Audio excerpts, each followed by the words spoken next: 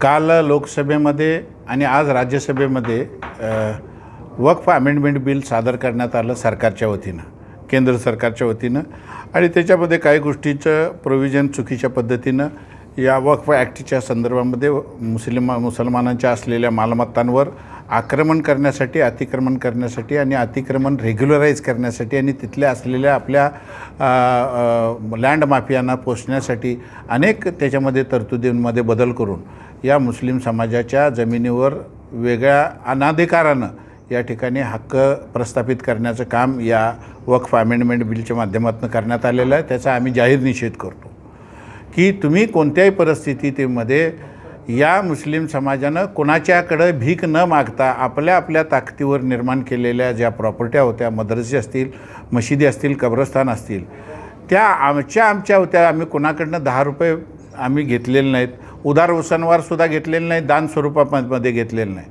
मग तुम्हाला आमच्या धार्मिक ह्याच्यामध्ये स्थळांमध्ये हस्तक्षेप करण्याचं कारण काय? तर या समस्त हिंदू समाजामध्ये एक मेसेज जावा की आम्ही मुसलमानांच्या अब्दुल्ला कसं चेपवून ठेवलं आहे, ही भूमिका आणि बहुतांशी हिंदुत्ववादी लोकांचा इगो कुरवाळण्यासाठी केवळ आमच्यावर अन्यायाची भूमिका घेतलेली आहे। अनेक वर्ष आम्ही हे सहन करायला लागलो आहे। भविष्यकाळामध्ये याच्या संदर्भामध्ये उत्तर द्यायचं झाल्यास आमचे जे दिल्लीचे सगळे संघटनांचे एकत्रित बैठक होईल, त्याच्या माध्यमातून सांगली जिल्हा मुस्लिम समाजही त्याच्या मागं राहील। आणि गृहमंत्री किंवा पंतप्रधान यांच्याकडून ही अपेक्षा नव्हती लोकशाहीच्या मंदिरामध्ये उभा राहून या कोल्हापूरच्या एका घटनेचा उल्लेख करून जे अमित शहानी सांगितलेलं आहे ते दादांत खोटं आहे। त्यामुळे या संदर्भामध्ये आपणही पत्रकारांनी चिकित्सा करून या संदर्भामध्ये बघावं। परंतु जर गृहमंत्री आणि त्याचे जर सरकारी अधिकारी आणि मंत्री जर त्या सभागृहामध्ये खोटं बोलत असतील तर ह्याला काय म्हणावं?